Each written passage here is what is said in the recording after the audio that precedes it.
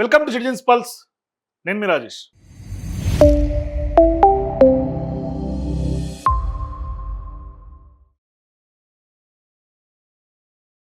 మన దేశంలో చట్టాలు అందరికీ సమానమే అని చెప్తుంటారు. కానీ రాజకీయ నాయకులకు ఒక తీరున, ప్రజలకు ఒక తీరున చట్టాలు ఉన్నాయేమో అని అనిపిస్తుంది. ఎందుకు అంటే అనేక ఉదాహరణలు దానికి ఉన్నాయి. కాకపోతే రీసెంట్గా ఒకే వ్యక్తికి 2 చోట్ల కనుక ఓటు ఉంటే, అంటే 2 నియోజకవర్గాల్లో కనుక ఓటు ఉంటే ఖచ్చితంగా సంవత్సరం పాటు జైలు శిక్ష అని రీసెంట్గానే ఎలక్షన్ సంబంధించినటువంటి కమిషన్ అధికారులు చెప్పారు. కాకపోతే ఇప్పుడు ప్రధానంగా మరి రేవంత్ రెడ్డి గారి విషయంలో ఒక బాధ్యతాయుతమైనటువంటి ముఖ్యమంత్రి పదవిలో ఉన్నటువంటి రేవంత్ రెడ్డి గారు మరి ఆయన సంబంధించినటువంటి ఓటు 2 నియోజకవర్గాల్లో 2 జాబితాల్లో ఉండొచ్చా అని. సో ఇవాళ తెలంగాణ రాష్ట్ర రాజకీయాల్లో అతిపెద్ద దుమారం లేపుతున్నటువంటి అంశం ఇది. తెలంగాణ ముఖ్యమంత్రి రేవంత్ రెడ్డి గారి యొక్క ఓటరు నమోదుకు సంబంధించింది. ఇది కేవలం ఒక స్పెల్లింగ్ మిస్టేక్ కాదు, ఒక అడ్రస్లో పొరపాటు అంతకన్నా కాదు, ఒక ప్రజాస్వామ్య వ్యవస్థకు మూల స్తంభమైనటువంటి ఎన్నికల ప్రక్రియకు సంబంధించినటువంటి అంశం. అంటే ఎంత ట్రాన్స్పరెంట్గా ఉన్నారో మనకు అర్థమవుతుంది. అంటే ఒక సామాన్య పౌరుడికైతే ఒకే సమయంలో 2 నియోజకవర్గాల్లో ఓటర్గా ఉంటే ఏమవుతుంది అనేది మనందరికి తెలుసు. మరి ఎన్నికల అధికారులు నోటీసులు జారీ చేస్తారు, అవసరం అనుకుంటే కేసులు నమోదు చేస్తారు. రీసెంట్గా ఒకరిద్దరు సెలబ్రిటీల విషయం కూడా జరిగింది. మరి అదే విషయం రాష్ట్ర ముఖ్యమంత్రికి సంబంధించినటువంటి వ్యవహారం బయటకు వస్తే ఇప్పుడు అదే ప్రశ్న రాజకీయ వర్గాల్లో కూడా పెద్ద ఎత్తున చర్చనీయాంశంగా మారుతోంది. వాస్తవానికి ఇవాళ ప్రస్తుతం అందుబాటులో ఉన్నటువంటి ఎన్నికల జాబితాల ప్రకారం ముఖ్యమంత్రి రేవంత్ రెడ్డి గారికి సంబంధించినటువంటి పేరు 2 అసెంబ్లీ నియోజకవర్గాల్లో ఆయనకు ఓటున్నట్టుగా నమోదైనట్టుగా వెలుగులోకి వస్తోంది వార్త. మహబూబ్ నగర్కి సంబంధించినటువంటి పార్లమెంటు పరిధిలో కొడంగల్ నియోజకవర్గంలో ఒకటి, అట్లాగే నాగర్ కర్నూలుకు సంబంధించినటువంటి పార్లమెంటు పరిధిలో అచ్చంపేట అసెంబ్లీ నియోజకవర్గంలో ఒక ఓటు, అంటే 2 ఓట్లు. ఇక్కడ ఆశ్చర్యకరమైనటువంటి విషయం ఏంటంటే ఈ 2 నమోదుల్లో కూడా ఒకే ఒక ఐడెంటిటీ నెంబర్ ఉంటాం, అంటే ఎపిక్ నెంబర్ అంటాం మనం. సహజంగా ఓటర్ ఐడెంటిటీ కార్డుకు సంబంధించి యూనిక్ ఐడెంటిటీ కార్డు నెంబర్ ఉంటుంది. అయితే ఆ నెంబర్ కూడా 2 ఓట్లకు కూడా సేమ్గా కనిపిస్తుంది. ఇది ఇంకా ఆశ్చర్యకరమైనటువంటి అంశం. అంటే ఒకే ఓటర్ గుర్తింపు సంఖ్యతో 2 వేర్వేరు అసెంబ్లీ నియోజకవర్గాల్లో ఏ విధంగా ఓటర్ జాబితాలో ఓటు నమోదైంది అని. ఇది స్పష్టంగా మరి అధికారుల నిర్లక్ష్యం అందామా, బాధ్యతాయుతమైనటువంటి పదవిలో ఉన్నటువంటి రేవంత్ రెడ్డి గారికి చట్టాలు వర్తించిందందామా? వాస్తవానికి అసలు చట్టం ఏం చెప్తోంది అంటే ఇక్కడ ఒక విషయం స్పష్టంగా తెలుసుకోవాల్సినటువంటి అవసరం ఉంది. రిప్రజెంటేషన్ ఆఫ్ పీపుల్ యాక్ట్ 1950 ఈ చట్టం ప్రకారం ఒక వ్యక్తి ఒకేసారి 1 కంటే ఎక్కువ అసెంబ్లీ నియోజకవర్గాల్లో కనుక ఓటర్గా నమోదు కావడానికి అవకాశం లేదు. అంటే ఒక వ్యక్తి ఒకే నియోజకవర్గంలో మాత్రమే ఆ యొక్క నియోజకవర్గానికి ఓటర్గా ఉండాలి. ఇది ఎన్నికల వ్యవస్థలో అత్యంత ప్రాథమిక నిబంధన. మరి ఇటువంటి సందర్భాల్లో ఒకవేళ పొరపాటున 2 చోట్ల కనుక ఓటర్ లిస్టులో పేరు నమోదైతే, ఖచ్చితంగా ఆ జాబితాలో పేరు ఉంటే వాటిలో ఒకటి బాధ్యతగా వాళ్ళే తొలగించాల్సినటువంటి అవసరం ఉంటుంది. అది స్పష్టంగా పీపుల్స్ రిప్రజెంటేటివ్ యాక్ట్లో ఉంది. ఇంకా బయటపడినటువంటి అంశాలు ఏంటంటే ఈ 2 ఎంట్రీస్లో కూడా మరొక ఆసక్తికరమైనటువంటి అంశం ఏంటంటే రేవంత్ రెడ్డి గారి పేరు, ఆయన పేరు కూడా 2 ఓటర్ లిస్టులో కూడా తప్పుగానే కనిపిస్తుంది. ఒకసారి అది చూపిస్తాం మీకు ఏం తప్పు ఉందో ఒకసారి చూడండి.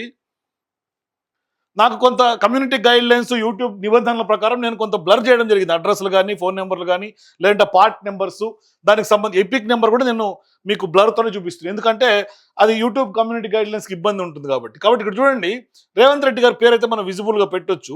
ఒకసారి కెమెరామెన్ జూమ్ చేయి. Name as printed Anumula Revanth Reddy గారికి సంబంధించినటువంటి పేరు REVANTH రేవంత్ రెడ్డి గారి పేరు. కానీ ఏమొచ్చింది అక్కడ పేరు REVANTH లేదు. 2 ఓట్లు కూడా సేమ్. ఇది చూడండి, మహబూబ్ నగర్కి సంబంధించినటువంటి 11వ పార్లమెంట్ కాన్స్టిట్యున్సీలో ఆయన ఓటు 72 కొడంగల్ నియోజకవర్గంలో ఉంది. 12 నాగర్ కర్నూలుకు సంబంధించినటువంటి పార్లమెంటు సంబంధించినటువంటి నియోజకవర్గంలో 82 నియోజకవర్గం అచ్చంపేటలో కూడా ఆయన ఓటు ఉంది. 2 కూడా Anumula Revanth Reddy. Same voter ID epic నెంబర్లు ఉన్నాయి, పేర్లు కూడా సేమ్గానే ఉన్నాయి, కానీ హెచ్ లేదు. అంటే ఇక్కడ స్పష్టంగా ఇక్కడ ఓటర్ నెంబర్ కూడా పేరుతో పాటుగా ఎపిక్ నెంబర్ కూడా ఉంది. అంటే పేరు స్పెల్లింగ్ కూడా తప్పుగా ఉన్నటువంటి పరిస్థితి. అంటే ఇది ఒక చోట కాదు, 2 చోట్ల అదే విధంగా ఉన్నట్టుగా మనకు స్పష్టంగా ఈ యొక్క duplicate enrolment in electoral roll అనే ఒక ఫైండింగ్స్లో మనకు స్పష్టంగా అర్థమవుతుంది. అంటే ఇంకా ఎలక్ట్రల్ రోల్స్ కూడా ఉన్నాయి, ఆ యొక్క ఓటర్లకు సంబంధించిన జాబితా ఉంది. నేను ఇంకా మరి ఎక్కువ కమ్యూనిటీ గైడ్ లైన్స్ ఉంటాయి కాబట్టి అవన్నీ నేను విజిబుల్గా చూపించలేకపోతున్నా. కాకపోతే అచ్చంపేట ఓటర్ నమోదులో ఆయన స్వగ్రామైనటువంటి కొండారెడ్డిపల్లిలో చిరునామాగా అక్కడ అడ్రస్ పెట్టారు. కొడంగల్లో వేరే ఇంటి నెంబర్తో అక్కడ కూడా ఓటర్ లిస్టులో పేరు ఉంది. ఇది మరిన్ని ప్రశ్నలకు దారితీస్తున్నటువంటి అంశం. ఇది వాస్తవానికి ఉద్దేశపూర్వకంగా జరిగిందా, లేదంటే ఇదేమన్నా ఎలక్ట్రాల్కి సంబంధించినటువంటి అధికారుల యొక్క ఫెయిల్యూర్గా దీన్ని భావించాలా? ఇక్కడ చాలా జాగ్రత్తగా మనం గమనించాల్సినటువంటి విషయం ఉంది. ఎందుకంటే ప్రస్తుతం బయటకు వచ్చినటువంటి సమాచారం ఆధారితంగా ఇది ఉద్దేశపూర్వకంగా జరిగింది అని కూడా నిర్ధారించే అధికారిక ఆధారాలు ఏం లేవు. కాకపోతే బాధ్యతాయుతమైనటువంటి పదవిలో ఉన్నటువంటి రేవంత్ రెడ్డి గారు స్పష్టంగా ఆయన ఓటుని డిలీట్ చేయాల్సినటువంటి బాధ్యత ఉంటుంది. ఇది వాస్తవానికి ఎన్నికల నమోదు సమయంలో జరిగినటువంటి పరిపాలనలో అయి ఉండొచ్చు. కాకపోతే మరి అడ్రస్ చేంజ్కి సంబంధించినటువంటి టైంలో కానీ, లేదంటే ఇతరత్ర ఎన్నికల ముందు కానీ, దీనిపైన ఒక రకంగా చెప్పాలంటే ఎన్నికల సంఘం ఒక క్లారిటీ ఇవ్వాల్సినటువంటి అవసరం ఉంది. ఇది ఒక అధికారికంగా ఏం జరిగింది ఏంటి అనేది చాలా కీలకమైనటువంటి అంశం. ఎందుకంటే సాధారణమైనటువంటి ఓటు కాదు, ముఖ్యమంత్రిగా స్థాయిలో ఉన్నటువంటి ఆయన ఓటు కూడా ఇంత గందరగోళంగా ఉంది అంటే ఇక రాష్ట్రంలో ఉన్నటువంటి ఎన్నికల లిస్టు అంటే ఓటర్ లిస్టు ఇంకెంత గందరగోళంగా ఉంది, ఎంత ట్రాన్స్పరెంటీ లేకుండా అర్థమవుతుంది. మరి వాస్తవానికి ఫామ్ 8 ద్వారా కూడా ఈ యొక్క ఓటర్ని ఆ జాబితాను సరి చేసుకోవచ్చు. 2 చోట్ల ఓటు ఉంటే అది ఖచ్చితంగా కరెక్షన్స్ చేసుకోవచ్చు. ఫామ్ 7 ద్వారా ఒక చోటు పేరును తీసేయచ్చు. అంటే బాధ్యతాయుతమైనటువంటి పదవిలో ఉన్నారు కాబట్టి, నలుగురికి చెప్పే పొజిషన్లో ఉన్నారు కాబట్టి సహజంగా అందరూ చేయాల్సినటువంటి పని. సాధారణ పౌరులు కూడా ఇవి చేయాలి. ఫామ్ 8 ఫామ్ 7లో ఫామ్ 8లో రెక్టిఫికేషన్స్ చేసుకోవాలి, చెక్ చేసుకొని ఫామ్ 7లో డిలీషన్స్ కూడా చేసుకోవాలి, డూప్లికేట్ ఓటు తీసేయాలి. మరి ఇటువంటి సాధారణ పౌరులకి వర్తించే చట్టాలు ప్రజాప్రతినిధులకు ఎందుకు వర్తించలేకపోతుంది? చట్టం అందరూ సమానులే కదా. మరి ఇది మనం ప్రజాస్వామ్య దేశంలో ఇటువంటి ముఖ్యమంత్రులు ఏ విధంగా నిర్లక్ష్యంగా వ్యవహరిస్తే ఏ విధంగా అనే ప్రశ్నలు కూడా వస్తున్నాయి. వాస్తవానికి ఇక్కడ రాజకీయ చర్చ మొదలవుతుంది. రాష్ట్ర ముఖ్యమంత్రి స్థాయిలో ఉన్నటువంటి వ్యక్తి ఎన్నికల చట్టాలను పాటించే విషయంలో ఇంత నిర్లక్ష్యంగా అత్యంత జాగ్రత్తగా ఉండాలని ప్రజలు సూచిస్తున్నారు, ఆశిస్తారు కూడా. ఒక రకంగా చెప్పాలంటే అంటే ఆయనే ప్రభుత్వానికి నాయకుడు కదా తెలంగాణలో, ఆయన అధికార వ్యవస్థకు ఒక ఫ్రంట్ ఫేస్ కదా. అటువంటి వ్యక్తే ఓటర్ నమోదు పైన సందేహాలు రావటం, రాజకీయంగా కూడా తీవ్రమైనటువంటి చర్చ దుమారం రేగుతోంది తెలంగాణ రాష్ట్రంలో. ఎందుకు ఇక్కడ అసలైనటువంటి ప్రశ్న ఏంటంటే ఈ డూప్లికేట్ నమోదు ఎప్పటి నుంచి ఉందనేది ప్రధానమైనటువంటి ప్రశ్న. అంటే ఇది ఎన్నికల ముందు గుర్తించలేదా? ఎందుకు అంటే ఇప్పుడు కొడంగల్ నియోజకవర్గంలోనే పెద్ద ఎత్తున 30,000 పైచిలకు ఓట్లు, డూప్లికేట్ ఓట్లు, దొంగ ఓట్లు ఉన్నాయని చర్చ జరుగుతోంది. భారీగా రాజకీయంగా దుమారం రేపుతోంది. మరి ఇప్పటివరకు ఎందుకు పరిశీలించలేకపోయింది ఎన్నికల సంఘం? ఇవాళ ఎస్ఐఆర్ జరుగుతోంది. అంటే ఓటర్ జాబితా లిస్టే ఇంత గందరగోళంగా ఉంటే ఇవాళ ఎస్ఐఆర్ మీద ఏం నమ్మకం వస్తుంది? ఇవాళ ఎస్ఐఆర్ జరుగుతోంది రాష్ట్రంలో. ఈ యొక్క ఎస్ఐఆర్లో కూడా ఇప్పటి వరకు ఇంత ఎన్యూమరేషన్ ప్రాసెస్ పూర్తిగా కాల. చాలా మంది ఇళ్లకు బిఎల్ఓలు చేరల. గందరగోళమైనటువంటి పరిస్థితి నెలకొంది. ఏ డేటా ఎక్కడ నింపాలి, ఏ విధంగా నింపాలి అనే విషయం చాలా మంది తెలియదు. ఇవాళ అధికారులు ఏం చెప్తున్నారు? 99% అయిపోయింది, ఫార్మ్స్ డిస్ట్రిబ్యూషన్ అయిపోయింది. చాలా మంది బిఎల్ఓలు ఇంకా ఇళ్లకు కూడా చేరలేదు. మరి ఇటువంటి సందర్భాల్లో కొంతమంది ఇళ్లకు పోలేక వాళ్ళనే వచ్చి తీసుకోమంటున్నటువంటి వాళ్ళు ఉన్నారు కొంతమంది. అంటే ఎస్ఐఆర్ ట్రాన్స్పరెంట్గా జరుగుతున్న అధికారులు చెప్పినప్పటికీ గందరగోళంగా గ్రౌండ్ లెవెల్లో ఉంది. మరి ఇవాళ స్పష్టంగా కనిపిస్తుంది ఒక రేవంత్ రెడ్డి గారు లాంటి ముఖ్యమంత్రి, రాష్ట్రానికి ముఖ్యమంత్రి, ఆయన ఓటు మీద ఇంత గందరగోళంగా ఓటర్ జాబితా ఉంటే సాధారణ పౌరుల పరిస్థితి ఏంటి అనేది. ఇది ఎన్నికల సంఘం సంబంధించినటువంటి పనితీరుపైన కూడా ప్రశ్నార్థకంగా ఉంది. రేవంత్ రెడ్డి గారు ఏ విధంగా ఎట్లాగూ ఆయన బాధ్యతగా ఆ ఫామ్ 8 ఫామ్ 7 సబ్మిట్ చేసి మార్చుకోలేకపోయారు. మరి ఎన్నికల సంఘమైనా గుర్తించాలి కదా. ఎందుకంటే నార్మల్ ఆర్డినరీ పౌరుడు కాదు కదా, ముఖ్యమంత్రి హోదాలో ఉన్నటువంటి వ్యక్తి కదా. మరి ఎట్లా చూడాలి ఈ వ్యవహారాన్ని? వాస్తవానికి ఈ మధ్య కాలంలో సెలబ్రిటీగా ఉన్నటువంటి ప్రకాష్ రాజ్కి సంబంధించి ఆయన మీద కూడా కేసు ఎందుకు పెట్టారు అంటే అది ఎందుకు ఇప్పుడు ప్రస్తావనలోకి వస్తుంది అంటే వాస్తవానికి కొద్ది రోజుల క్రితం కూడా సేమ్ సినీ నటుడుగా ఉన్నటువంటి ప్రకాష్ రాజ్కి సంబంధించి కూడా ఇలాంటి అంశమే, ఇటువంటి వివాదంలో వెలుగులోకి వచ్చింది. ఆయనకు కూడా వివిధ రాష్ట్రాల్లో ఆయన పేరు ఓటర్ జాబితాలు ఉన్నట్లు ఆరోపణలు వచ్చాయి. దీనిపైన న్యాయపరమైనటువంటి ప్రక్రియ ఇంకా కొనసాగుతోంది. అయితే ఆయన మీద కూడా కేసు బుక్ అయింది. ఈ కేసుకు సంబంధించినటువంటి వాస్తవాలు ఒకలాగా ఉన్నాయి ప్రకాష్ రాజ్ది, బట్ ఈయనది ఒక రకంగా. అంటే 2 కేసులు డిఫరెంట్, 2 పోల్చి చూడలేం. బట్ ఆయనకు కూడా సేమ్ ఇటువంటి వ్యవహారంగానే మనం చెప్పొచ్చు.